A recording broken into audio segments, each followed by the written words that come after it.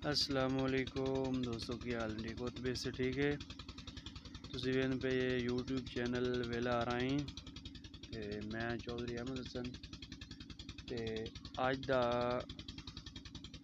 ਤੁਹਾਡੇ ਕੋਲੋਂ ਮੈਂ ਜੋ ਵੀ ਦੋਸਤ ਵੀਵਰਸ ਮੇਰੇ ਵੀਡੀਓ ਵੇਖਦਾ ਪਿਆ ਤੇ ਮੈਨੂੰ ਕਮੈਂਟ ਦੇ ਵਿੱਚ ਇਹ ਦੱਸੋ ਵੀ ਆਈਫੋਨ ਚਲਾਉਣ ਵਾਲੇ ਦੋਸਤ ਵੀ ਮੇਰੀ ਵੀਡੀਓ ਵੇਖਣ ਦੇ ਜਿਹੜੇ ਦੋਸਤ ਆਈਫੋਨ ਚਲਾਉਂਦੇ ਹੋਣਗੇ ਤੇ मैं लेना है आईफोन ते अपने वीडियो शीडियो बनाने वास्ते क्योंकि मेरे को एंड्राइड मोबाइल है तो इस उत्ते जड़ा ना भी वीडियो साफ नहीं बनती तो हुण मेरी सलाह है मैं आईफोन लैवां।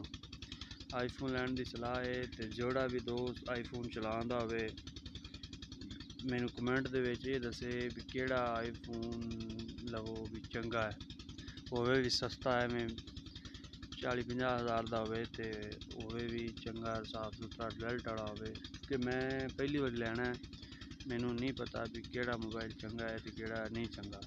जेड़ा दोस्त मेरा वीडियो वेखदा पिया है वो मैनू कमेंट दे दसे भी केड़ा आईफोन चंगा है जेड़ा मैं जो कि मैं लेना है मैनू कमेंट दस्या जे भी आ आईफोन चंगा है तो आ आईफोन लाया।